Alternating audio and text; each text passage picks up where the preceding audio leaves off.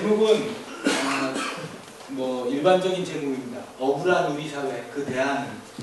뭐 간단하게 해서 지금 세월호 같은 사건이 일어나는 게 정말 국민은 처절하고 억울하지 않습니까? 그런 것 때문에 사실 이 제목으로 한 거예요. 그래서 그 근간은 부정선거와 그리고 또 이런 사건, 그리고 또 계속 사법 부정행위가 계속 일어나는 것들, 개인들은 정말 아무 주권도 없는 그런 억울한 분들, 그래서 그것을 다 통틀어서 그냥 억울한 우리 사회로 한 것입니다. 그래서 두 번째 그 상식사회로 가는 길, 이거는 이제 목적이죠. 우리가 이걸 하면 상식사회로 갈 수 있다 거고, 세 번째 2,000조 원으로 천송이와 여행을, 이거는 정부가 이제 지금부터 5년간 예산을 하면 2,000조 정도가 됩니다. 매년 조금만 그렇게 앞으로 2,000조 원 정도 됩니다. 그래서 2,000조 원을 정말 국민한테 쓰는 그런 천송이와 여행, 천송이는 우리 어르신분들은 어떻게 모르지만 요즘 제일 유명했던 드라마 여주인공입니다. 그래서 이 예산을 국민한테 써야 되는데 지금 사실은 다 대기업에 쓰는 거 아닙니까? 그래서 정말 국민에게 쓰자 하는 마음으로 하겠습니다. 저 발표는 제가 오늘 발표하지만 이걸 발표할 사람이 지금 양성하고 있습니다. 많이 후보자가 있고, 그래서 이것을 일시에 전 국민이 퍼질 수 있도록 하기 위해서 이런 자리를 만든 겁니다. 이 하늘보고는 제 인터넷 아이디고, 소울은 또 우리 모임의 아이디입니다. 그리고 나머지가 사실 이제 많은 사람이 준비됐습니다. 시작하겠습니다. 그러면 뭐 뻔한 얘기지만 왜 억울한 일이 생길까? 이건 상대와 힘이 다르기 때문에 생기죠. 힘이 달라도 정직하게 하면 모르는데, 공정하게 하면 모르는데, 힘 있는 자가 공정하지 않았기 때문이죠. 그래서 억울한 일이 힘의 균형이 무너지면 지금과 같은 자본주의 사회에서는 언제든지 일어난다 이거죠. 그래서 우리는 이제 뭐 말대로 개인이 잘 살기 위해서 공동사회를 만들어놨는데 국가가 그 역할을 하지 않아서 지금 이렇게 된 거죠. 그래서 정말 누가 이 땅에서는 자체가 억울합니다, 이런 말을 했다는 게 이게 진짜 인간사회가 아니라고 봅니다. 이런 것에서 우리가 극복하고자 사실은 이런 제목을 하게 됩니다. 그러면 억울함의 크기는, 현대 국가에서 힘의 크기는 정치가 가장 크고 경제, 근데 하필 우리나라 지금 정경일체가 된 상황이기 때문에 정치나 경제나 뭐 그 큰 권력자의 마음대로 되는 거죠. 그러면 공정한 경쟁력이냐, 부패 권력 때문에 이런 일 아니냐, 이 부패 때문에 사실 억울함이 나타난다고 하는 거죠. 그럼 억울하면 크기는 어디로 갈수록, 이게 사실은 이게 산입니다. 산의 꼭대기에서 권력자가 위로 올라갈수록 아랫사람은 아마 부패가 크다면 아랫사람은 억울할 겁니다. 여기에서 1대1로다가 한 사람이 조금 어떨 때 좀 서운하게 했으면 1대1 억울함밖에 없는데, 저 위에서 하면 지금 여기 다 아시겠지만 세월호입니다. 저것 때문에 죽은 사람만 300여 명이 지금 예측되고, 그 많은 연관된 우리 국민은 정말 정말 억울하지 않습니까? 그러면 그동안 대강 한번 억울한 일에 대해서 보면 맨 저쪽이 태안기름유출 사건 때문에 일어난 거죠. 그것도 의혹이 어마어마하게 있는데 그냥 넘어갔습니다. 그리고 천안함 사건. 천안함 사건도 과학적 분석이 없는 그냥 자기들의 결정으로 그냥 끝난 정말 추악함의 하나예요. 그래 억울함이 군인이 45명이 죽었지 않습니까? 그리고 이건 두 개이면 용산 사태 거기서 서민이 살다가 그만 다 불타 죽는 그런, 어떻게 그걸 불살라 버리느냐 이거죠.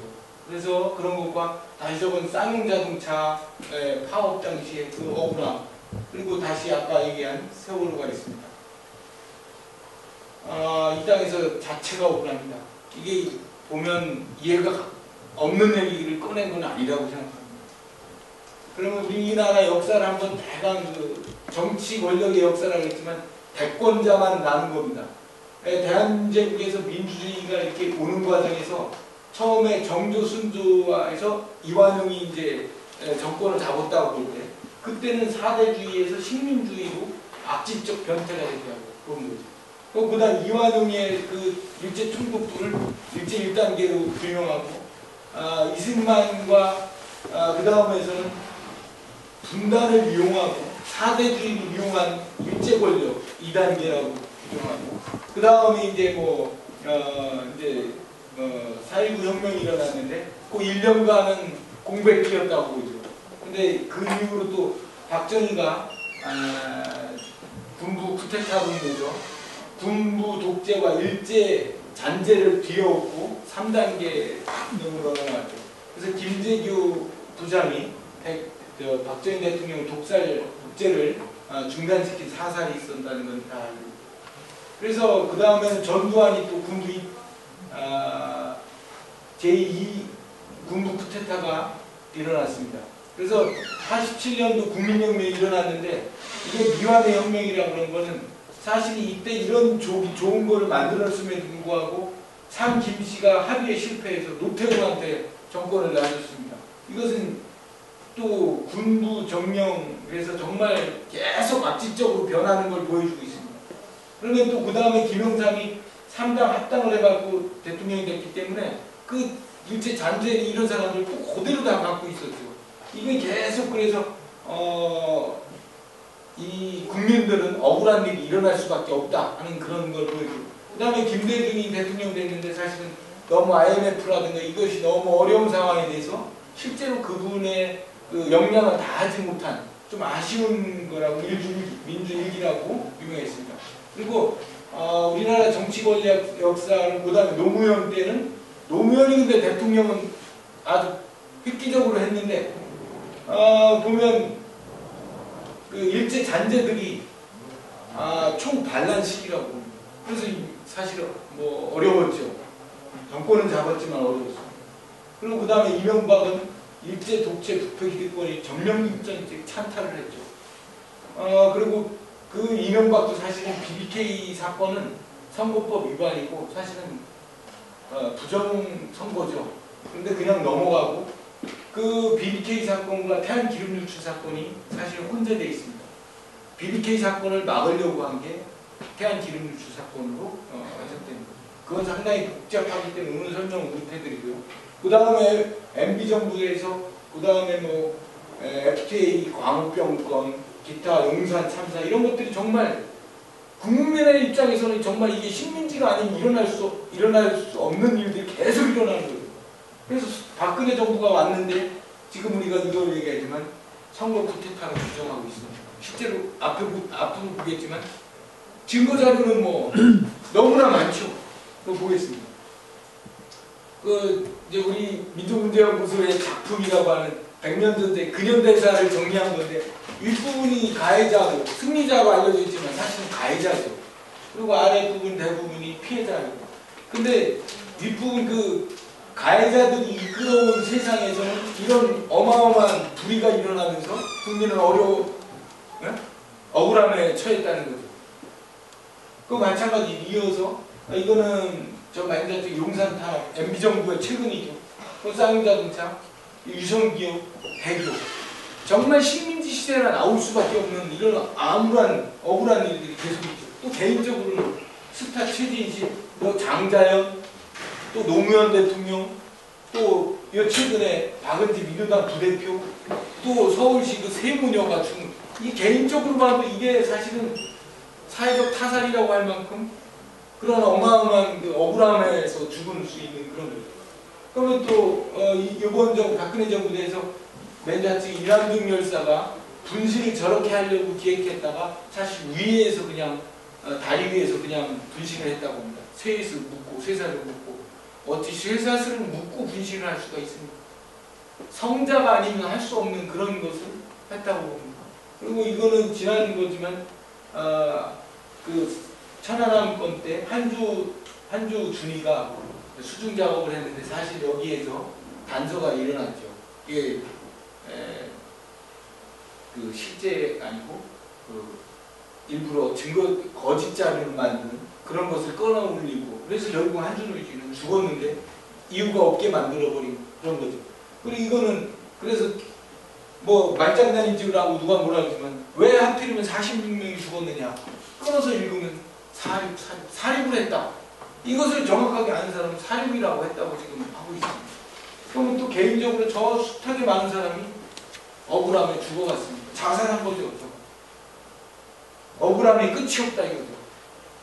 이게 과연 민주국가라고 할 수 있죠. 선거 당일에는 대표 조작을 했고 방송 조작을 했고 선거 이후에는 수사 조작, 아까 얘기했던 김정열 팀장은 언론 조작하고 재판 조작까지 하고 재판 조작이라 하면 이 18대 대선 문제를 대법원에 소송이 돼 있어요.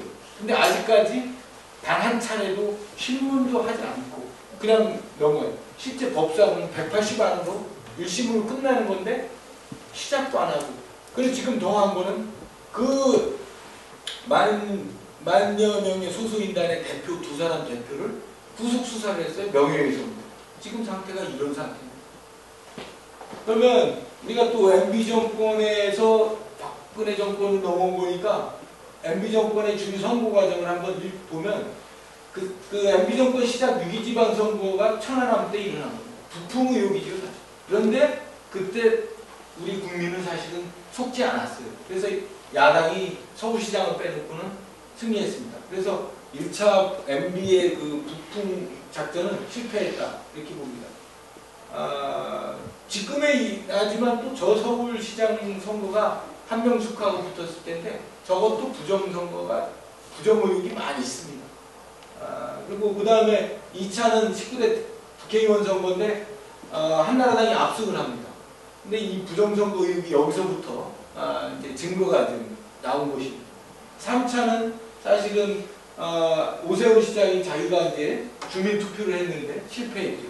그리고 4차는 박원순 서울시장에 대해서 실패했습니다. MB정부. 그래서 문제점으로는 상당한 이 부정선거 의혹이 여기서부터 계속 이제 증거가 사실 이게 누적되어 온 겁니다.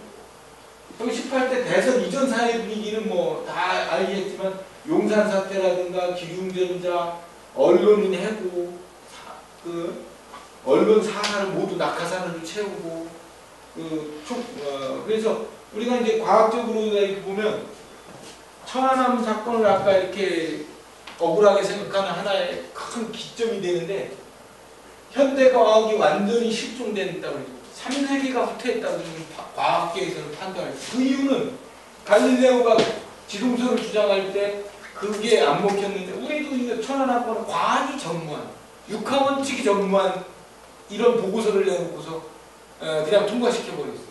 그러니까 3세기 후퇴했다고 그러고 30년 후퇴는 우리가 정치적인 후퇴고 과학적인 증명이 안 되는 거로 봐서는 3세기 후퇴가 맞다고 봅니다. 그래서 그 다음에 이제 그렇게는 안 되니까 우리 국민 주권이 박탈하고 국민 개인 사찰이 이루어져서 사실 현대판 동물농장이다. 그리고 조지 오웰이 1984년 미래의 연설을 썼는데 거기 개인 사찰이며 선거 부정하고 하는 것들이 거기나 우리나라가 동물농장 플러스 1984년 정말 그렇게 되면 안 되는 아주 가장 추악한 상태가 지금 이르렀다는 거죠. 그래서 MB 뭐 국민의 알 권리에 그 언론에서 해야 되는데 종편 많이 만들어 놓고 완전 MB 정권 편파 방송을 만들어 놨다 이거. 그러면 18대 대선은 어떻게 됐냐? 부정 조짐이 보였고 조작의 만기가 사실 보였다는 거예요. 선거 기간에는 뭐 편파 보도를 했고 뭐 이미 국정원 김하영 여직원이 선거 개입하다 적발됐는데도 그냥 넘어갔다는 거예요. 이건 선거법에 완전히 그 뭐 남을 윤정훈 목사 그리고 뭐 3일 전에는 또 갑자기 국정원 여직원 댓글 사건을 기습적으로 편파 방송하면서 형이 없다 이렇게 발표했어요. 선거 이기기 위해서 뭐 모든 이제 부정된 걸 제압하죠. 대선 투표율은 어떻게 했냐? 그러면 뭐 우리가 다 알지만 출구조사가 상당히 의혹이 있었죠. 출구조사에서는 다 문재인이 이긴다고 그랬는데 결과는 또 반대로 되고 그래서 그것도 믿을 수 없는 상태가 되면서 시작됐습니다. 근데 갑자기 그러니까 6시 출구조사에서는 박 후보가 1.2% 앞섰다고 했어요. 그게 정말 변화된다는 건 3.2%가 반전된 건데 그렇게 반전되기가 어려운 상황이죠. 근데 그렇게 했다고 자기들 하고 결국은 또 말가 3.4%를 또 이긴 걸로 다 나왔어요. 그러니까 이거 좀 아구가 안 맞는 것도 있죠. 이건 뭐 사실일 수도 있지만 이런 문제. 여론조사로 봐서는 이게 아래가 문재인입니다. 문재인이 일주일 전인데 이 추세로 가면 추월할 가능성이 많은 것으로 사실 예견됐었죠. 그 이후로 이제 여론조사는 안 하니까. 그리고 개표 부정선거 의혹 증폭.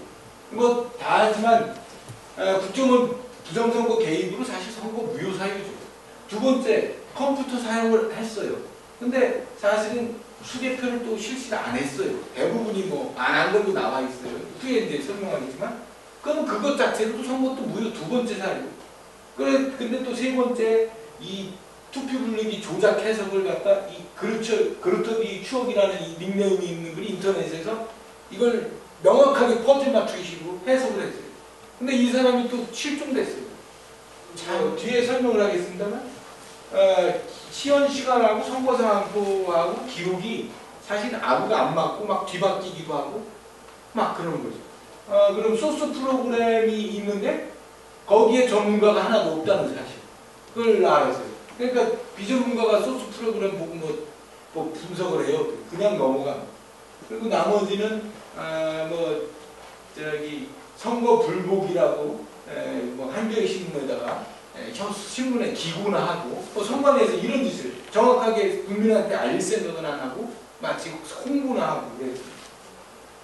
그러면 좀 언론의 문제인데 언론은 사실 이런 수많은 부정선거 의혹을 얘기를 했는데도 언론에서는 보도하지 않았어요. 이 자체만으로도 사실은 민주국가의 기본적인 요소를 상실했다는 거죠. 여기 미국 그 독립선언서를 쓴 제퍼슨이 나는 신문 없는 정부보다 정부 없는 신문을 택하겠다. 우리나라는 정말 언론이 있었느냐?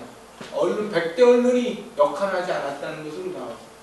그러면 언론이 사망하고 기망했는데 그러면 우리가 이제 이런 상태에서 언론 통제가 완벽하게 된 상태에서 부정선거 방송은 가능하다. 이렇게 본 거죠. 그러니까 실제로 부정선거가 과연 일어났나. 그리고 아까 얘기했지만 디지털 동물농장이라고 이름을 붙일 만한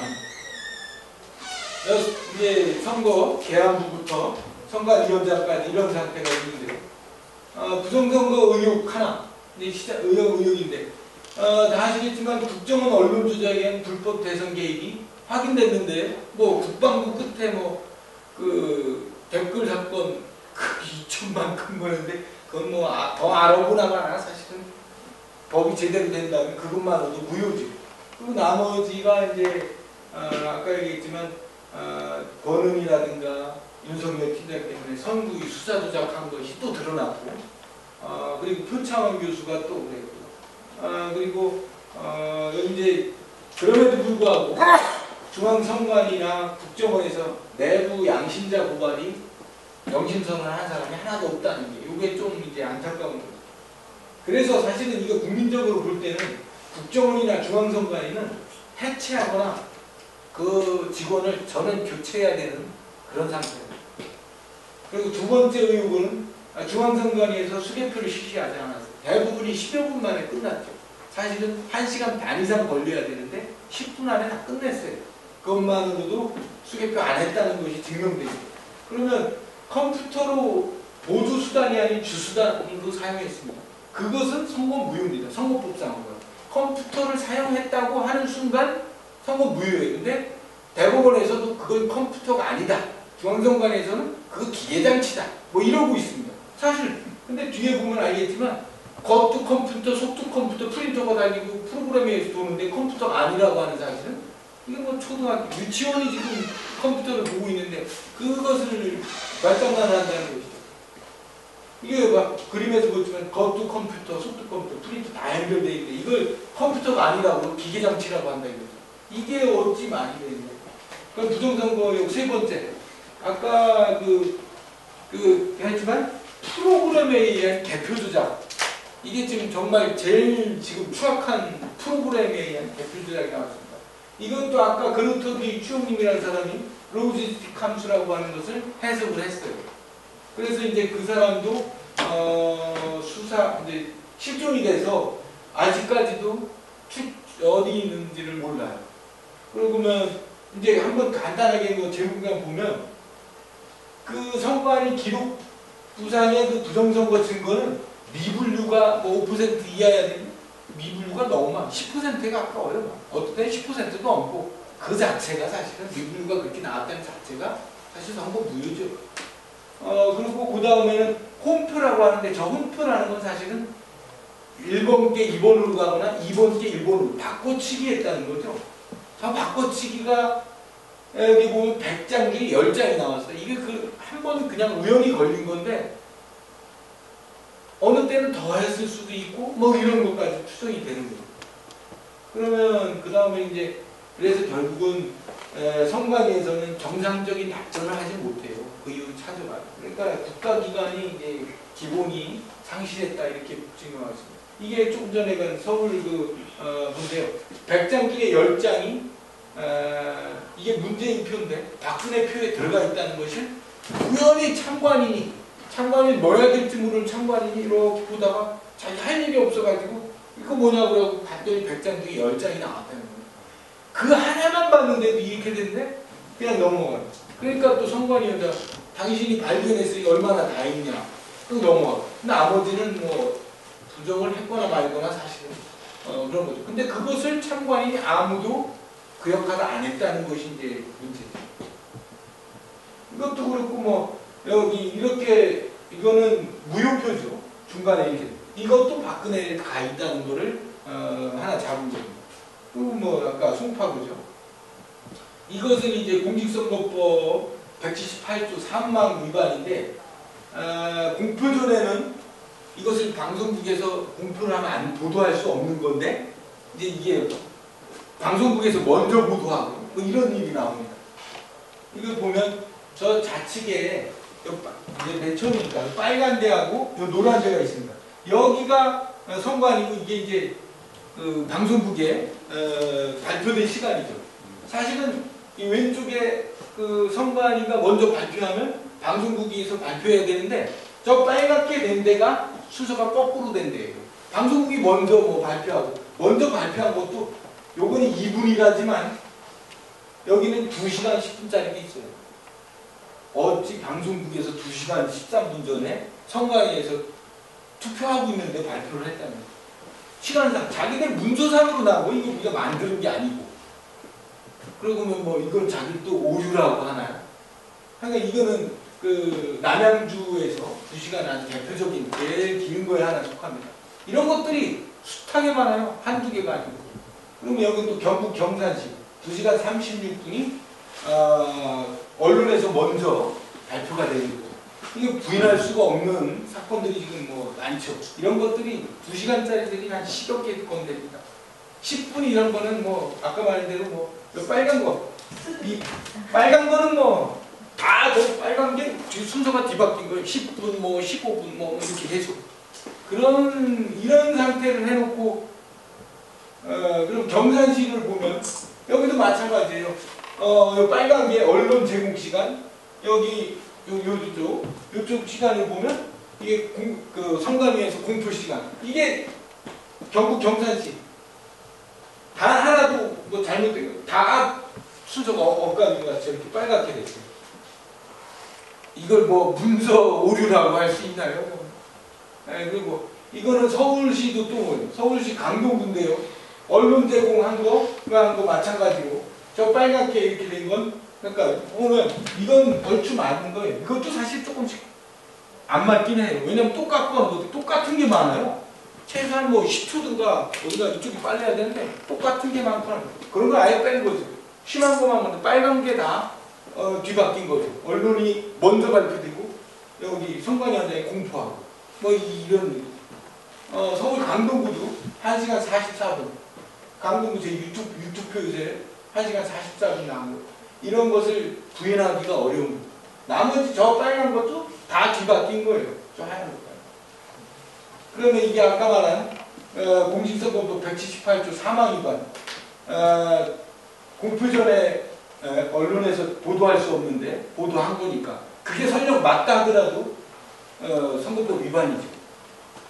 그리고 이 도저히 상상할 수 없는 개표 조작에 부정선거를 했다는 게 지금 보면 개표 조작이 아니면 이 상황이 안 나오는 겁니다.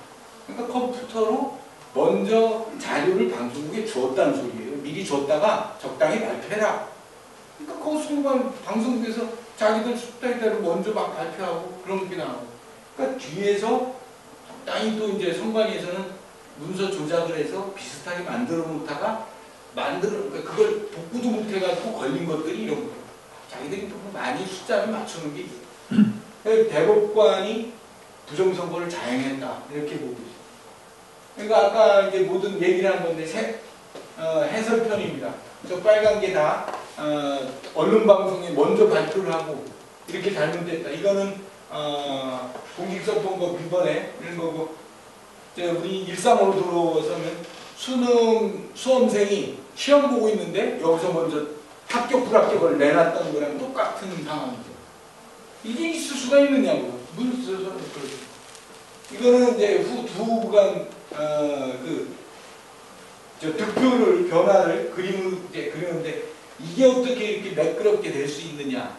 제가 뭐 통계를 하고 있지만 이게 다 30분 간격이에요. 최소한 30분 간격으로 계단식으로 평행했다. 30분 올라가 계단식이 되는데 마치 표준 프로그램 그 곡선 그린 거를 그대로 이렇게 됐다고 한 거예요. 이거는 있을 수가 없는 거죠. 단 10분만이라도 계단식으로 가는 거지 어디 곡선으로 가는 게 있느냐 이거죠. 그거는 요번에 그러니까 10시에 발표를 했으면 10시 30분에는 그동안 발표 안 했으니까 증거가 안 돼야 되는 거 아닙니까? 그런데 초단위보다 연속선을 그려놓으니까 이런 꼴이 나온 거죠. 이것만 봐도 해석하면 사실 부정선거죠. 이거 금방 그것을 10시 30분부터 새벽 5시 30분까지 그 박근혜가 100이고 문이 93% 차지하고 계속 따라가는데 이것도 하나 얘기하면 이제 선관위에서 소수점 좀 뒤로 가면 이게 다르다. 그래서 뒤에 어디로 가냐 이렇게 보니까 소수 7째짜리는 달라요. 소수 7째짜리는 어디냐면 1짝이에요. 30분간 10표밖에 차이가 안 난다는 그런 엉터리 같은 소리가 합니다. 이거는 그냥 자기들 프로그램 그 시계 93.x 이렇게 나가는 그걸 그대로 써버린 거죠. 그러면 선거 의혹 네 번째. 이거는 김무성 본부장이 이제 투표율을 보고서 위기의식을 느낀 거죠. 오후 3시에 비상입니다. 성별, 지역별, 연령별 확인하여 준비하였던 버스 가동 바랍니다. 이 말 자체가 아까 보통 버스 가동이 되는 게 해킹 프로그램 이름이라고도 합니다. 넷버스. 근데 그게 결국 선관위한테 개표 조작해라. 뭐 그런 쪽의 명령 메시지라고 지금 해석이 되는 거죠. 이게 이제 사실은 이 메시지가 돌고 돌아서 사실 야당 후보한테 왔는데 이게 잘못 메시지를 후보한테 더한 거더라고. 그러면 개표 사전교육 조작 2 선관위보다 방송사 SBS가 이제 심하게 했어요. 개표 방송을 한 걸 다시 한번 보겠습니다. 이건 아까 보이지만 맨 좌측에 여기가 박근혜 득표수, 문재인 득표수입니다. 요게 SBS고 이건 선관위 발표예요. 득표수가 22시면 90만 뭐 043으로 나갑니다. 여기는 같은 시간인데 선관위 발표는 86만 이렇게 나와요. 어떻게 같은 시간에 저렇게 다르냐. 10시에 졌으면 10시 발표한 거는 같거나 그래야 되는데 아까 제가 말했죠. 방송국에서 개표 조작 프로그램에 의해서 시간대를 적당히 자기가 알아서 발표를 한 거지 선관위가 넘겨준 걸 발표한 게 아니라는 게 이게 증명돼요. 여기도 문재인도 마찬가지예요. 여기에서 1시에 보면 100만에서 여기 100에서 여기 88만인데 여기 80만 8만 표 정도가 차이 나요. 그래서 SBS가 선관위보다 득표수가 훨씬 차이가 많게 나는 걸 보여주는 거예요. 이런 개표, 이게 아까 말하는 부정선거 방송했다 이겁니다. 그럼 SBS 개표 방송이 아까 조금 얘기지만 성관이보다 상당히 그 숫자가 많았다는 게 이제 증명. 이거는 178조 사망 위반이라는 거죠. 그리고 이 결국은 또 정황상으로 개표 20-30%밖에 안 됐는데 당선됐다고 뭐 확정 발표까지 하고 그랬어요. 그러니까 이거는 그 박빙인 순간에서도 이제 의심하지 않게 해서 가깝게 나가게 하면서 우리가 말하는 원사이드라고 하는 그런 얘기. 그러면 사람들이 처음부터 그랬어. 그러니까 의심을 자꾸 못하게 하기 위한 하나의 방법이라고 줬습니다. 그러니까 그 설령 개표를 제대로 했다 하더라도 맨 처음에 박근혜가 유리한 쪽 지역의 개표를 먼저 했다고 해요. 그리고 박빙인대인대는 그 개표기가 고장난 것 같이 툭툭툭 해갖고 개표를 하지 못하는 사람들. 그러니까 그래서 처음부터 정말 일률적으로 박근혜가 1.1% 앞서게 나왔다는 걸 보여주기 위해서 그런 것도 시간상으로 증명이 됐어요. 이거는 아까 이제 이거는 우리가 만든 게 아니고 이것도 선관위 그 투표자의 그겁니다. 여기가 보면 투표지 분류 개시 시간, 이거는 종료 시간 10분밖에 안 돼. 21시 14분, 22시 24분. 이게 최소한 1시간 내지 30분. 작은 투표구에서도 30분은 차이 나는데 10분 만에 다 끝나야 되고 10분에서 13분. 이게 이제 잘못됐다는 거. 수개표 안 했다는 거. 수개표 안 하면 선거 무효사유입니다. 근데 수개표 안 했다는 게 전국의 대부분입니다. 그리고 여기 보면 투표 상황표 문서상 26분 오차가 났습니다. 이게 무슨 소리냐면 종료 시간하고 여기 선관위 공표 시간이 공포를 이게 여기가 투표지 종료를 하고 여기서 이제 발표를 해야 되는데 여기서조차도 선관위 위원장이 먼저 발표를 해요. 자기들 문서상으로 누가 잘못했다, 뭘 오류라고 그럴 겁니까? 이런 것들이 이제 숱하게 나오고. 근데 이게 뭐냐면 사실은 고친 것도 있어요. 그래갖고 많이 맞는 것도 있어요. 이게 못 고친 것들이 있어요. 왜냐면 이 도장 문제 때문에 못 고친 것들이 있고 의심하지 못하는 데서는 안 고친 거더라고요. 그러니까 의심받을 때에서는 조작을 또 하고 의심 안 받을 때 뭐 저쪽 새누리당 파 있는 데서는 안 했어요. 그러다 결국 일어나죠. 웃지 못할 일이 일어나고. 그러면 부정선거 6번째. 이것도 강원도 추천시 건데 뭐 좀 같습니다. 그러면 7번째 그 아까 선관위원 도장 줄 있었죠. 이 도장. 요 도장이 이제 아까 문서 이 숫자도 막 바꾸고 했지만 이 숫자를 바꾸려면 도장을 다시 새로 파야 되는 거잖아요. 그 도장을 자기들이 입수한 데서는 이게 가볍게 했을 테고 못한 데서는 이제 이런 일이 일어난 겁니다. 여기 보면 광주 선관위원장 최인규입니다. 최자입니다. 최자. 최인규. 근데 저기는 이게 최자, 최인규. 이게 4글자를 만들었어요. 그러니까 이걸 잘못 읽고 이렇게 된 거죠. 그러니까 이거는 이렇게 잘못 읽어서 걸렸지만 안 걸린 것들은 뭡니까? 이거 안 걸리게 안 걸리고 팔 수 있잖아요. 대부분 안 걸리고 파고 조작이. 그래서 이제 그걸 보면 이제 요 도장 사건 때문에 인터뷰에서 한 겁니다.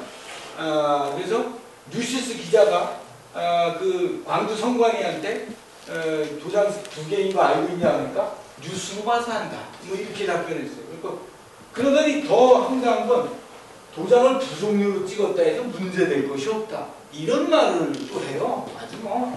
그러니까 그러면 도장을 위조했는지 문제는 핵심에 이제 법적으로 문제가 있는 거지 법원에서 재판받아야 하는 거지 자기가 문제 없다고 하는 게 말이 안 된다는 그 소리죠. 그러면 그 다음에 그 최인규 부장판사하고 통화를 했어요. 그러니까 맨 처음에는 부장판사가 나 모른다 확인해 보겠다 그렇게 하고 끊었어요. 두 번째 자기가 보니까 여기 보요 아까 전 거 가늘게 찍힌 도장이 내 것이다. 다른 것은 아마 선관위 지금 만능 도장을 찍은 것 같다. 이 사람이 선관위 만능 도장을 했다는 게 이제 안 밝혀진 게 대부분 이겁니다. 근데 이제 요거는 아까 급하게 벗는지 최인규를 잘못 봐가지고 도장을 4글자를 판 거죠. 그러면 그런 데서 도전했지만 이 소송인단에서 18대 대선 무효 소송인단에서 하도 재판도 안 하고 하니까 결국 9월달에 2014년 9월달에 18대 대선 부정선거 백서라는 걸 1, 2, 3편으로 만들었어요. 그런데 간단하게 얘기하면 아까 개표조작 나온 것 같이 개표조작이 언제 됐느냐? 19일 투표했잖아요. 18일날 하루 전에 만들어졌다는 게 이제 그 프로그램, 엑셀 프로그램에 남아있는 것을 증거로 해서 하루 전날 선관위에 이미 결과가 나와 있었다 이거죠. 그럼 나와 있었던 거죠. 그렇지 않으면 방송국에 어떻게 주느냐 이거죠. 그것이 이제 또 이것도 보면 이게 그겁니다. 송파구 구리시 선관위가 다 달라야 되는 거죠. 그 개표 결과가 갖출 수가 없는 거죠. 다 다른데. 근데 이 18일 오후 1시 11분 이 세 군데가 똑같게 나온 거예요. 이게 이제 사실 들통나서 그 프로그램 조작 이걸로 다 보는 거죠. 중앙선관위 만들어서 결국 뿌린 거죠. 결과를. 그런 것이 이제 여기 나온 거죠. 그래서 하루 전날 미리 만들어놨다는 것이 드는 거죠. 그리고 이게 추정한 사람이 영계입니다. 영계나 영재나 뭐 이렇게 읽을 수 있는데. 왜냐하면 그러면 개표자 사용 증거 10번째. 요거는 이제 국민이 이제 막 문제 있다고 의혹 제기하니까 국민한테 이제 그 자료를 제공한다고 수정한 거예요. 그래갖고 13년 2월 달에 수정을 또 했어요. 뭐 수정을 해서 주느냐 이거죠. 아까 뭐 작년 거 있었는데 12월 18일 날 있었는데 왜 또 수정을 해가지고 그러니까 자기들이 이거는 뭐 다 주면 어떻게 해서 뭐 편집을 해서 줬다고 하는데 그런 것들에 대한 그 이제 증거죠. 하나에 이게 뭐 그럼 자기들이 만든다고 할지 모르지만 상당한 문제가 있다는 걸 여기 액세스한 날짜나 그걸 보여줍니다. 그러면 그 18대 대선 그 법상으로 선거 쟁송을 보면 첫 번째입니다. 대법원에 소송됐다는 게 18대 대선 총람 143쪽에 나와 있습니다. 그래서 피고는 중앙선관위원장으로 이렇게 되어 있습니다. 그리고 원고는 한영수, 김필원. 이 사람들이 지금 구속기사예요. 그러니까 뭘로 구속을 했냐면 선관위 직원 명예훼손. 이게 어지만 13년 1월 4일날 선거 그 대법원에 소송한 날짜입니다. 그 쟁송 두 번째 뭐 법상이지만 자기들도 잘 기록해놨어요. 총남에 선거에 관한 거는 다른 쟁송에 우선하여 신속하게 결정 재판해야 된다. 180 이내에 처리하도록 한다. 그리고 거기 대선 총남에도 올려놨어요. 그래놓고 지금까지도 안 하고 있는 거죠. 그래 이거는 그리고 또 이것도 기록은 해놨어요. 선거소송 한 건은 현재 진행 중이다. 근데 이제 많이 지금 언론에 좀 자기한 게 또 다른 사람이 어느 목사가 부정선거소송을 사실 대법원에 했어요. 기간이 2014년. 예, 14년에 그걸 소송을 했어요. 그러니까 뭐 사실 법상으로 지나서 한 거죠. 그러니까 그것을 기각시켰는데 그걸 기각했다고 대서특필하는 거예요. 이게 다 기각됐는지를 알고 있어야 대부분이. 지금 이런 지경입니다. 그러면 이게 왜 이렇게 유명해졌냐면 여기 박창시 신부입니다. 13년 12월 26일 정의평의부의 사전단에서 이걸 읽어보세요. 부정선거입니다. 이렇게 해서 이게 언론을 타서 이제 대부분이 이제 이때 많이 알려진 거죠. 그러면 그 공방 대통령 선거 백서가 뭘 했느냐 여기에 있지만 헌법상에 있는 것을 갖다 다룬 거고 헌법 1조의 국가 권력 국민의 주인 여부다 이런 것을 이 주권에 입각해서 사실은 그 백서를 다 만든 겁니다. 그러면 이건 우리나라에 계속 어떤 형태로든지 부정선거를 할 수 있는 여지가 있다는 게 보여집니다. 사실은 여기 공직선거법 나와 있지만 그 투표용지에 일렬번호가 없다. 여기도 있고 여기도 있어야 되는데 여기는 없고 요 절취선 떼어내니까 바꿔치기를 하든 말든 알아볼 수가 없는 거죠. 그러니까 이미 우리나라가 좀 부정선거를 언제든지 바꿔치기 정도 이거는 그나마 어린애 장난 수준으로 한 거죠. 근데 이게 아니고 대표 조작했다는 게 문제. 이거는 또 옛날 계속 해왔던 거죠. 투표용지 일렬번호를 인쇄해야 된다고 선거법 150장에 딱 써 있어요. 근데 양쪽에 일렬번호가 없는 거죠. 이미 선거법 위반이죠.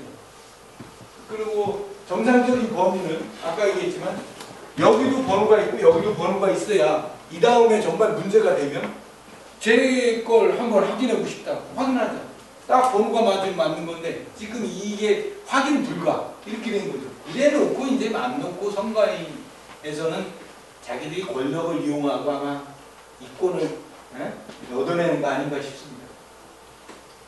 그럼 대선 사용 그 투표 문제점은 아까 좀 전에 얘기했지만 이게 일렬번호가 있어야 되는데 없다. 이건 중대한 직무유기다. 이렇게 이제 법상으로 되는 거예요. 이거는 이제 뭐 총적인 대로 부정선거를 어떻게 인맥도가 됐을까? 이건 MB입니다. MB에서 남대준, 박근혜, 여기는 이제 뭐 경찰, 뭐 이렇게 된 겁니다. 그래서 이게 뭐 제가 그린 게 아니고 한겨레 신문에서 이게 그린 거죠. 그러면 이제 요거 18대 대선 부정선거 총정리 다 알지만 우리가 한번 조금 선거 이전에 아까 김하영 그 댓글녀를 갖다가 여론 조작을 한 거. 이것도 선거 그 무효 사유죠. 선거 당일날 개표 조작 한 거 같습니까? 아까 제가 쭉 했는데 이런 거죠. 그리고 선거 이후에는 여론 조작은 하닐 거 아니에요. 여론 조작은 당연하고 재판 조작까지 지금 하고 있다. 그래서 이제 그 이후로 여론 조작을 한 거는 이게 이제 유성 그 간첩 수사 조작 이것도 수사 조작에 속하죠. 이게 비정상이죠, 사실. 행정부, 사법부, 입법부는 지금 뭘 하느냐? 직무유기죠, 입법부는 또. 행정, 사법, 입법부가 제 기능을 못 하고 있는데 뭐 세월호 같은 거야 뭐 우습죠. 누구 하나 개인이 아마 지시를 해도 가능한 사건이죠. 왜냐하면 이 감시하는 어느 견제하는 아무 세력도 없는데 그건 뭐 무방비 아닙니까? 그 정도면. 그래 이거는 지금 상권 분립이 파괴된 종속 상태고 왕권 시대에서도 폭군 시대나 가능한 그런 사건이 지금 일어나는 거죠. 그럼 민주국가 맞는가 다시 한번 자문을 해봅니다. 그렇다면 민주국가 국민이 어떻게 해야 되느냐? 옛날에 이런 희생을 통해서 민주국가를 이만큼 해왔는데 지금 이렇습니다. 그래서 부정선거 끝나고 나서 정부와 여당의 반응을 한번 보면 계속 묵묵부답입니다. 저기 뭐 소송은 뭐 언론으로 맞고 그 다음에 뭐 여기 계속 통진당 내란 예비 음모죄 이런 거나 만들어 가지고 북풍 조작이나 하고 있고 그렇죠. 이석기 의원은 사실 여부는 알아야 되겠지만 너무 부당하죠, 사실 그 과정이. 그리고 그 다음에 그 뭐 국정원 문서 조작 이게 밝혀졌는데 계속 넘어가요. 밝혀졌으면 나 무효고 다 저기 해야 되는데 그냥 넘어간다는 거죠. 그리고 소송인단 아까 이걸 한번 소송을 하겠다고 한번 시도를 한 적이 있어요. 작년 9월 16일 날 첫 그 신문을 한다고 나왔었어요. 그러더니 추석 좀 살짝 연기해가지고 그냥 또 넘어가고. 그러니까 새누리당도 결국 공범이 아니면 이런 짓을 할 수 없다. 이렇게 봅니다. 그러면 개표 부정인데 왜 가만히 있을까? 국민은 왜 가만히 있을까? 한번 분석을 해보면 첫째, 언론이 죽어 있어서 모르는 경우가 많아요. 모르니까 뭐 어떻게 뭐 가만히 있을 수가. 두 번째는 여당이 공범 같은 은폐 행위에 혈안이 있습니다. 모든 특검 거부하고 지금 뭐 다 드러났는데도 특검 거부하는 건 이미 공범이라는 걸 증명하는 거죠. 우리가 생각하면. 그리고 야당은 왜 가만히 있느냐? 지금 제 기능을 못하고 있고 오히려 공범 역할을 하고 있다. 이렇게 보이죠. 그래서 그 공범 역할을 한다고 1인 시위를 해요. 시국회 이상하다고. 지금 상황이 그렇습니다. 그럼 민주당 부정선거 책임져라 막 공세하다가 여론조로 가면 자기 지지 세력 지지를 높이려고 그러는 것 같습니다. 그러다가 여기 보면 새누리당이 야 그럼 대선 불복이냐? 그러면 민주당 뭐라는 그건 아니다라고 합니다. 아니 대선 무효사유가 됐는데 대선 불복이냐 그러면 그건 아니다라고 하는 이유가 뭔가 어마어마한 약점이 있고 서로 똑같은 입장이라는 거죠. 그래서 결국은 이렇게 되지 않았냐 이거. 그리고 우리가 이제 이 민주주의를 얘기할 때 캐나다에서 이게 고양이로 민주주의 사건에서 정권자는 사람 고양이로 비유합니다. 검은 고양이, 흰 고양이. 근데 검은 고양이나 흰 고양이나 쥐 잡아먹는 건 마찬가지죠. 우리가 민주당이나 새누리당이나 흰 고양이 선택했다, 검은 고양이 선택했다, 이 수준까지 지금 왔다 이거죠. 국민을 위한 정권이 아니라는 거죠. 그래서 사회단체도 어렵다고 지금 하고, 대표주자 은밀하고 광범위에 대해서 이것을 정말 저도 이것을 이런 불의가 일어났을까 하고 많이 봤지만, 제가 이런 판단을 내리기까지는 사실은 시간이 많이 걸렸어요. 그러니까 보통 사람이 대강 수박 겉핥기식으로는 이 개표 조작을 확신하기는 어렵다고 봅니다. 그렇게 은밀한 거죠. 그러면 이 지금 개표 부정의 실체를 이제 몇 군데가 지금 밝혀졌는데요. 지금 맞췄는데 거의 마치 퍼즐 같아요. 부정하고 그 사이를 다 연결해갖고 이제 누가 맞추냐. 거의 해석이 다 가능합니다. 제가 얘기한 게 해석이 거의 그럴듯하지 않습니까? 이게 사실이 맞다면. 퍼즐은 부정개표는 거의 근데 퍼즐이 맞았다고 지금 맞추고 있다. 왜 부정개표는 왜 가만히 있을까? 두 번째. 또 하나 이유는 사회노동단체에서 MB정부 때 너무 생활부 내지 생명부를 넣었거든요. 그러니까 자기는 그거 노동 문제에 몰입한다고 그러고 누가 개표 부정은 누가 하겠지 미루고 있는 거죠. 사실 전쟁이 일어났으면 전쟁터로 가야 되는 거지. 내 동네 싸움에 그것만 미루는 게 아닌데 지금 우리가 이런 물을 범하고 있는 거죠. MB한테 너무 당했기 때문에 그 당한 놈한테 덤비는 거지. 그 뒤에는 또 검은 고양이가 또 바뀌었는데 이렇게 됩니다. 그래서 우리가 보통 전쟁 종류가 선언됐는데 거기서는 국지전으로 계속 싸우고 있잖아요. 총을 쏘고 있으니까 도망갈 수도 없고 계속 쏘고. 이게 마치 우리나라가 지금 이 상태에 있는 거죠. 개표 부정이 일어나는데도 사실 모르고 이렇습니다. 그래서 나머지는 뭐 이게 개표 조작이 정말 이렇게 일어났으면 우리가 이 돌파구를 어떻게 찾아야 되느냐, 나는 어떻게 할 것인가라고 다 자문을 다시 해봅니다. 그러면 개표 조작 세 번째, 우리가 왜 이런 현상이 일어났는데 이걸 바로 보지 못하느냐. 이건 중세에 밝혀진 거지만 베이컨의 4대 우상에서 사실을 제대로 못 보는 이유가 종족의 우상, 동물의 우상 이렇게 있지만 우리가 우물한 개구리같이 정말 그렇게 있다는 거죠. 자기 문제에만 빠져가지고 크게 전쟁이 일어나는 걸 갖다 못 보고 있다. 그리고 우리의 그 알 권리를 박탈해서 사실은 모르는 거죠. 언론이 죽어 있으니까 보통 국민은 자기 먹고 사는데 급급한데 그걸 어떻게 아느냐 이거죠. 아주 관심 있고 그 당시에 정말 깨어있던 사람만 이 부정 사실을 보게 된 겁니다. 다 정치에 관여한 사람도 아무도 보지 못했어요. 이거에 정말 이상하다. 이 사람이 이 정권이나 MB 정권이라든가 일제 잔재 그 정권은 부정선거를 하지 않으면 정권을 잡을 수 없는 걸 지들도 아는 거죠. 그것을 예측하지 않고는 이것을 그 부정선거를 찾아내기는 어렵다고 봅니다. 미리 다 알고 나서 계속 예의주시했으니까 보인 거죠. 그래서 지금 여기에 있지만 이걸 다시 얘기하면 보통 베이컨의 극장의 우상이라고 하는데 극장 우상이 언론 역할이죠. 지금. 언론이 근데 죽어 있는데 뭐 우리가 사실을 어떻게 하냐. 가장 중요한 거. 언론이 있으면 언론이 다 밝혀주는 거 우리는 판단만 내리는데 언론이 죽어 있으니까 우리가 사실의 사자의 근본 접근도 못하고 지금 부정선거가 일어나는데도 생활부에서 시들리고 있습니다. 이제 이거는 상징적인 건데요. 왜 이런 일이 일어났나? 여기 달에서 지구도 한번 보고 지구에서 달을 이렇게 역지사지라고 그러죠. 우리 한 군데서만 보지 말고 사물을 제대로 보기 위해서는 입장 바꿔 생각하자. 우리가 그 얘기 많이 하지 않습니까? 입장 바꿔 한번 생각해야 이 사태를 정확하게 이해하는데 우리가 너무 4시간만 지금 주장하는 거 아닌가 반성해요.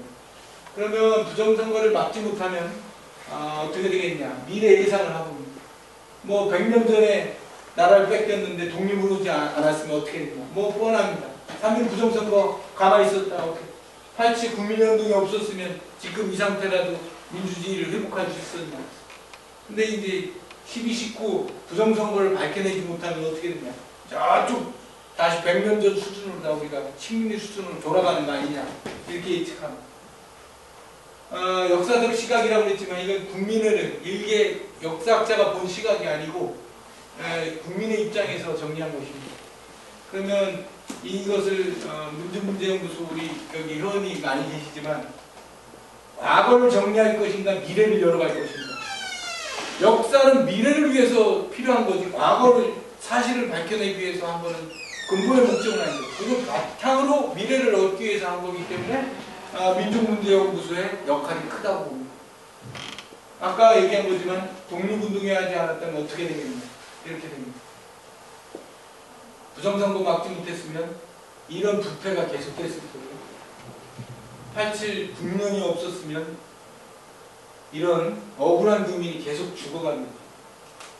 12, 19 부정선거 발견하지 못하면 인류의 최악이라고 하는 조지오의 미래서를 동물농장하고 1984년에 썼는데 그걸 합해놓은 것 같은 아주 추악한 사회가 되는 거예요.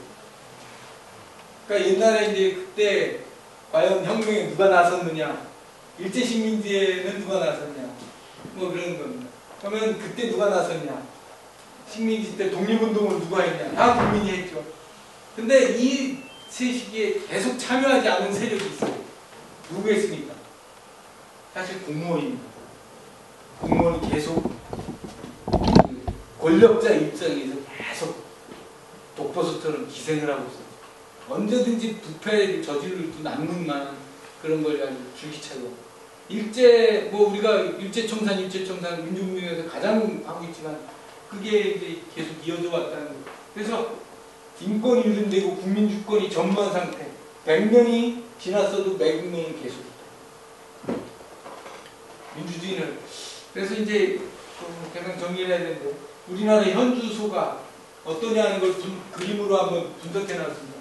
저 좌측에 언론 통제되고 당파 싸움하고 지역 갈등하고 있고 국정원의 선거 개입이 돼서 이렇게 되고 뭐 계속 이 이념 갈등은 계속 이용을 해갖고 북풍 조작을 하고 간첩으로 모는 거예요.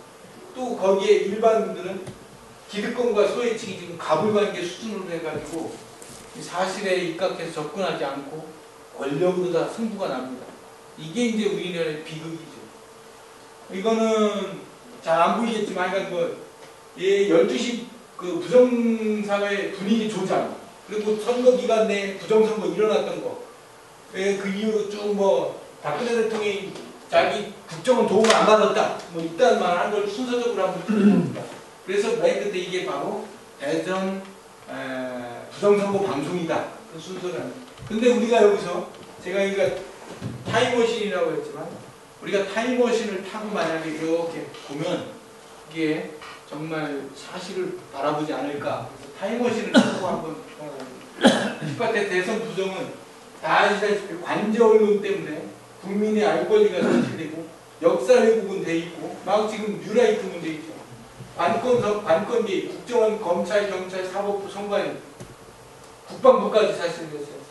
지역 갈등은 계속 지금 있고 뭐 나머지는 또 자본 독재에 저는 가불 관계가 계속되기 때문에 정상적인 민주사회가 되기 어렵다는 아주 좀 안 좋은 우리나라의 실태 분석입니다. 선거인은 그럼 어떻게 해야 되겠는가?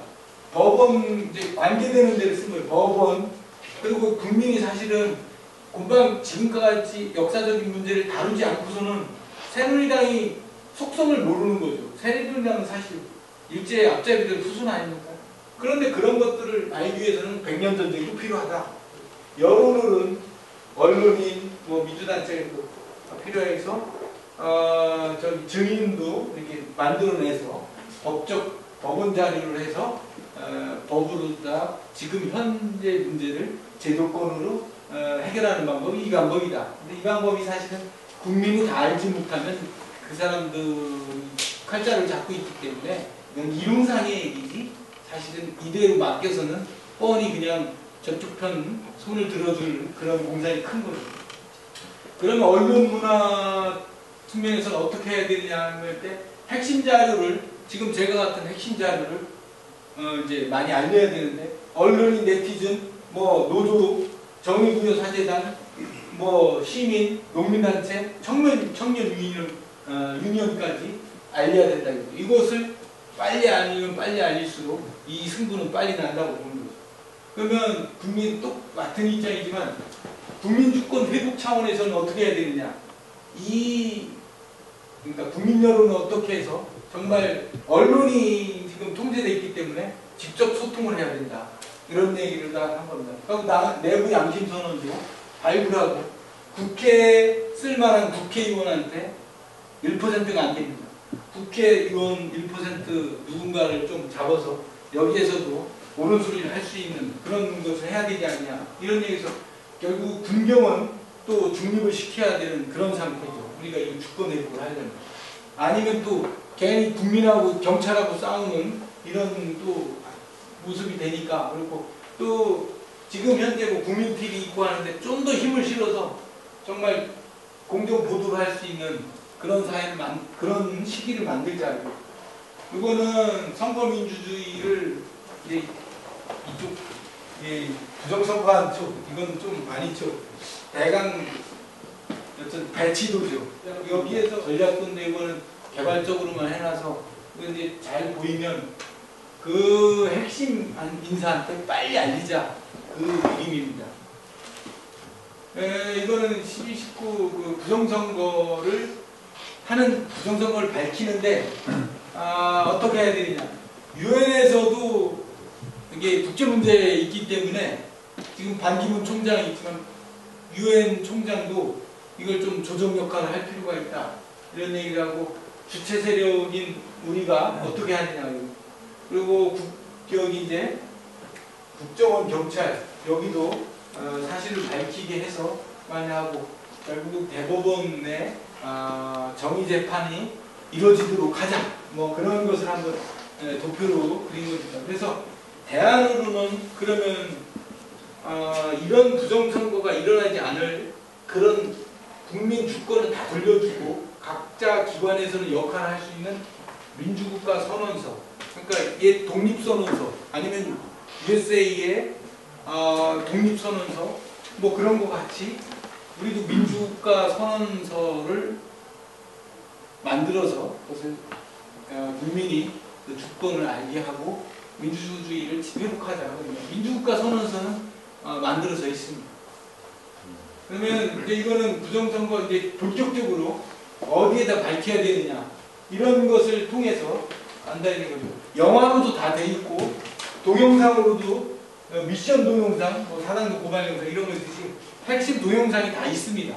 뭐 1시간 정도만 만약에 보면 다 볼 수 있습니다.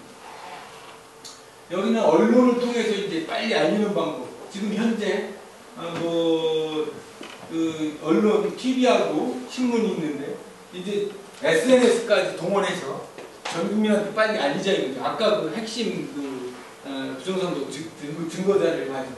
그리고 집회에서도 좀 계획을 잘 짜서 집회가 지금 연중 각계 분야에서 집회가 일어나는데 집회 현장에서 이 부정선거를 알리자 이런 거지. 그러면 지금의 기득권들 사실 이대로 있어서는 안 되니까 해처모이게 하자. 올바른 역할을 할 수 있는 그 당으로 아니면 그 기관으로 만들자. 그래서 지금 그 부정선거 내지 부패에 연결된 세력을 차단하고 이제 밝은 사회로 가기 위한 최소한의 뭘 하고 우리가 혁신하자 그거죠. 그런데 핵심 고지가 이렇게 많죠 사실은. 이런 데를 중점적으로 이제 가서 그래서 결국은 지금은 부정이라고 하지만 우리나라의 그 일제 식민지 뭐 해갖고 사실 정이냐 불이냐 문제지 이게 뭐 요즘 진보냐 수구냐 이런 문제가 아니라니 보수냐 이런 문제가 아니고 정이냐 불이냐 문제지 그 보수냐 진보냐 문제는 아니라는 거죠. 그래서 그런데 이제 역사적으로 보면 그 하나만 얘기했습니다. 역사는 되풀이된다고 이제 보통 역사학자들이 하는데 이 말의 뜻은 개가 음식을 먹고 토한 다음에 다시 주워 먹는 거라고 비유를 합니다. 역사가 되풀이된다는 말 이렇게 참담하고 추악한 걸 우리가 경험하는 거니까 역사는 절대로 되풀이되면 안 된다는 말을 역설적인 말입니다. 근데 우리가 간혹 역사는 되풀이되는데 결국 되풀이되는 걸 마치 당연한 것 같이 받아들이는 이런 우물범하고 있다는 사실. 이게 사실은 이 개가 토한 걸 주워 먹는다고 하는 비유는 성경에도 있습니다. 역사는 되풀이된다고 하는 말이 그 말이다. 성경에도 있습니다. 그리고 3.15 부정선거와 12.19 그 선거에 대한 시각을 이렇게 한번 비유를 해봤습니다. 그러면 우리가 만약에 이걸 제대로 밝히면 민주국가로서 실질적 민주국가 진입한다. 그리고 상식사회를 만들 수 있다. 우리가 보통 시민이 상식적으로 생각하는 만큼 사회는 돌아갈 것이다. 지금은 상식하고는 전혀 다르게 지금 뭐 재판이라든가 뭐 일상에 뭐 그런 것들이 나오잖아. 그런 것이 선진국이 돼서 그 다음에 우리가 이상사회를 추구할 수 있지 않느냐. 그래서 이제 이런 상황에서 국방부도 자수하라 이거죠. 국방부가 18대 대선 부정선거 선언하면 국방부 명성을 이어갈 수 있다. 그리고 당신들이 지금 양심선할 기회는 김하영이 이제 걸렸을 때부터 해서 이렇게 많이 권은희 수사과장이 이제 발언 때까지 부정선거라고 자기도 자수를 했어야 되는 건데 안 하고 이 기회가 너무 많았어. 그러니까 계속 안 하고 있지. 새누리당도 마찬가지입니다. 똑같아요. 더 오히려 많죠. 그리고 민주당도 마찬가지. 거의 뭐 그 많은 기회를 다 놓치고 가는 거예요. 부정선거라고 무효선언을 하지 못한. 그리고 언론기관에도 마찬가지고요. 노동단체, 사회단체 마찬가지입니다. 이런 걸 기회를 다 놓쳤죠. 박근혜 뭐 지금 위기에 처했다고 그러지만 박근혜가 부정선거를 지금 사퇴를 하면 내란죄로 심판받지 않고 그냥 아마 예우를 해줘서 정관이익을 하면서 그냥 아마 내려앉을 겁니다. 그렇지만 지금 여기서부터 만약에 국민혁명이 일어난다면 MB는 말할 것도 없고 박근혜도 내란죄로 분명히 심판받아야 될 대상이죠. 그러면 세 번째 그 사퇴 기회가 이렇게 많았어요. 똑같이 아까 써놓은 것 같이. 근데 지금은 저는 볼 때 마지막 기회가 세월호 참사 자진사퇴의 마지막 기회라고 봅니다. 이게 만약 넘어가고 하면 이건 자진사퇴 기회는 없다고 봅니다. 박근혜는. 내란죄로다 되든가 국민 진압을 하든가 뭐 그렇게 하겠죠. 우리가 다 이건 너무 우리가 소중한 업적을 내는 건데 이 사실만 알면 우리가 이런 불의한 데 당하지 않고 바닷물이 세상이 썩지 않으려면 바닷물이 0.25%의 염분이 있어서 안 썩듯이 우리 사회에도 0.3%의 그 바닷물 소금 역할을 하는 그런 사람이 있어야만이 우리 사회가 부패되지 않는다. 이렇게 한 걸 뭐 한번 정리하는 뜻에서 그렇고 또다시 이런 국민의 희생과 노력이 있어야 민주주의가 되고 그러면 지금 여기 10여 명이 있지만 이 사실을 이 진실을 밝히려고 하는 게 지금 어느 상태에 비유하면 적법대전의 그 한 장면입니다. 다 보셨죠? 제가 분명히 군인도 없고 무기도 없는데 무기는 내가 해오겠다. 하루 저녁에 적이 침투해가지고 10만 개의 화살을 갖다 걷어오는 그런 장면입니다. 지금 우리가 이 부정선거를 밝히려면 이 정도 지혜를 지금 써야 되는 그런 상황. 그러면 또 뭐 제갈공명만 그랬냐? 우리나라 더 훌륭한 이순신 장군이 그 열악함에도 불구하고 민초와 같이 의로운 함성으로 사실 위기를 극복하지 않았습니다. 그러면 다시 아까 말한 대로 내 생각은 어떠냐? 이걸 과연 어떻게 봐야 되느냐? 뭐 농담을 하면 박근혜 대통령이 자꾸 대박, 뭐 통일은 대박이라고 하는데 이 큰 시점에서 볼 때는 이 대박은 부정선거 은폐하는 게 대박 수준이죠. 그래서 몇 명이나 하는 수준이 대박이죠.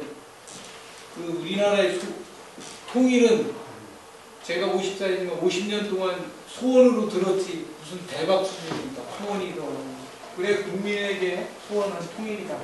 이게 민주국가라는 거죠.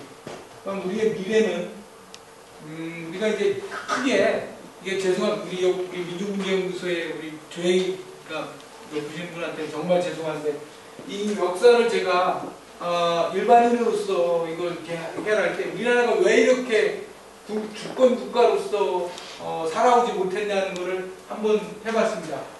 조선 위기, 저건 우리가 말하는 고조선 때부터 나옵니다. 조선이 이제 표기가 맞는 거죠. 이시조선은 후조선으로 표기합니다. 조선 위기 때는 당연히 독립적 대응을 했죠. 외구가 쳐들어온 거. 고구려도 마찬가지. 뭐 살수대첩이나 이런 거 마찬가지. 고구려 패퇴 후에 신라가 축소적 통일을 했다고 이렇게 볼 때 이때부터 사실은 독립적으로 해석하지 못하고 사대주의적 발상으로 이제 살아왔죠. 그리고 고려 초기에도 독립적 대응을 분명히 했습니다. 강강찬 기주대첩이라든가. 근데 고려 때 원나라한테 패전한 후에는 고려도 여전히 사대주의 정책을 쓸 수밖에 없었고, 이제 맨 마지막에 그 고려가 이성계의 그 위화조 위군 때문에 이제 조선이 새로 시작됐는데, 조선은 시작부터 생존 방식이 사대주의 정신에 입각해서 국가 운영 방식을 이뤘다는 어떤 큰 줄거리를 한번 만들어 보고 싶었습니다. 이거는 역사적 측면으로 보면 조금 다르게 하겠지만 일반인이 우리나라 역사를 큰 통으로 이해할 때 이렇게 이해하고 싶었습니다. 그리고 이제 미래 두 번째는 아까 이완용의 매국노 앞잡이 시대 이렇게 되고 그 아까 조선되고, 그리고 그 다음에는 이승만의 사대주의 체제, 박정희 전두환 사대주의 쿠데타 정권 체제 이렇게 보고, 조직 및 개인 처세는 사회 언론과 조중동 논리가 우리나라를 이끌어왔다고 보고, 그게 아주 그 사대주의적으로 묘하게 논리를 피면서 그 논리를 스스로 고차원적이라고 착각을 하고, 그게 아주 정말 인간이 아주 우리나라가 대단한 나라인 거건냥 이게 지금 생존 방식을 표기하고 있더라고요. 이거는 진짜 착각이고 중독이다.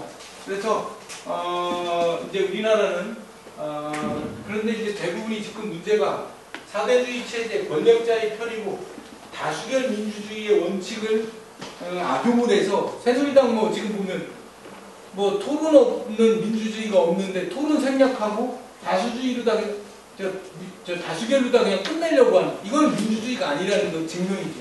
토론 없는 다수결 처리는 하는 거 제시를 하면서 하고, 한글 창제는 사실 세종의 공유는 크지만 이미 우리나라에는 이미 언어가 있었습니다. 그때도. 다만 그걸 문자화를 세종이 한 것이지, 만약 이걸 국민 주권, 국민 사관적인 정신이었다면 어느 누군가도 문자화를 만들 걸 도전했을 것이다. 이거 우리가 한글 창제에 지나치게 결과 위주 쪽으로 해가지고 모든 것 종교 좋다고 해석하면 쿠데타를 합리화시킬 수 있는 거. 쿠데타 있고 내가 이만큼 잘 살겠지 않냐. 이건 쿠데타가 용인되는 것 같이 하는 거라고. 그래서 정의라는 거는 현재 시점의 결정이지 미래가 아니다 이거죠. 너는 미래에 참여하지 말고 지금 현재나 불의를 저지르지 말라.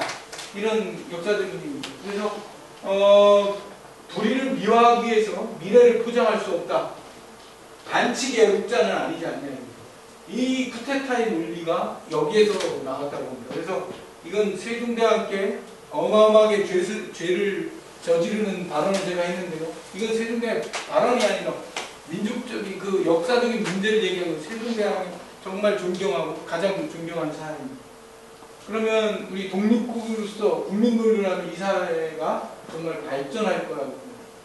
검토사항 2. 이거는 민주주의의 핵심은 소통 과정이라고. 소통 과정인데 소통은 어느 상태가 소통이냐? 10년 지기가 소통이라고 가자.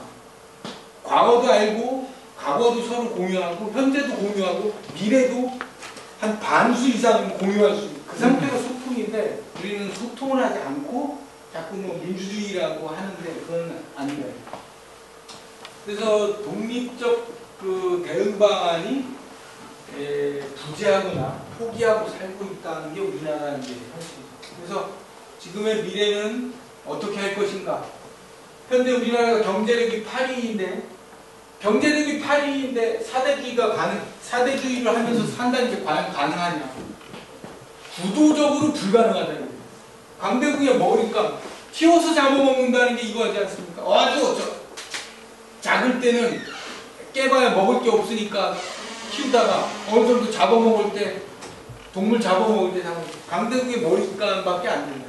이게 뭐 지금 FTA라든가 TPP라든가 이런 방법으로 사실 강대국의 머리감에 그 지금 준비가 되는 거죠. 그래서 그런 독립국가로서는 어떻게 해야 되냐? 우리가 너무 좋아하는 세계 평화의 주역과 독립적 정책 이것을 하기 위해서 지혜도 만들어내고 용기, 화합을 해야 돼서 뭐 옛날 우리 건국기념인 홍익인간과 제세이화라는 정신한 이것만큼 뛰어난 건 우리가 다 알지만 이 세상에는 없다고. 홍익인간 제세이화를 넘는 이념은 없는 거지 이 세상.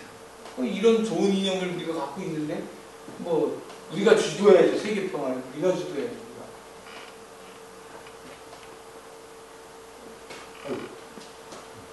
여기 마지막 장면 없어졌네. 이상하다. 정말 끝났다. 뭐 잘렸나 봐. 갑자기 잘렸습니다. 아 이게 마지막 장면. 이게 우리가 민족문제연구소가 일제 지금 여기에 반 나눠진 상태에서 일제 잔재 고생하고 양쪽으로 나눠져 있는데 그러면서 이것을 이제 조선 요 후조선의 땅을 지금 회복하려고 하고 있는데 사실은 100년 전에 다 아시다시피 간도 땅이 서류상으로 다 문서상으로 우리 땅으로 돼 있는데 느닷없이 뺏긴 거죠. 만약에 지금 아까 말한 여기 안 넘어가네. 요 앞에서 아까 마음을 한 단계만 더. 그래서 만약에 지금 홍익인간과 제세이와의 정신을 우리가 다시 찾는다면 이 반의 지역 감정을 극복하고 통일을 하고 통일 나가서 간도도 문서상 있는 간도도 어떻게 찾아야 되지 않냐 이런 거죠. 그 이후에 더 활동 무대는 사실 문서상이 없기 때문에 그 다음이라도 최소한 문서상 우리 땅만이라도 우리가 우리 시대에는 찾아야 되지 않냐 이런 거 제시하면서 부정선거 그리고 독재 불의 이런 저는 것을 역사학자 시점이 아닌 국민이 독립국가를 갖고 싶어하는 시점에서 사실과는 좀 다를지 모르지만 좀 이렇게 만들어 봤습니다. 그래서 조금 그 문제가 있는 것은 그런 목표에서 했기 때문에 사실과 다를 수 있다 이렇게 우리 어르신께서 이해해 주시고 제 발표를 오늘 마치겠습니다. 고맙습니다.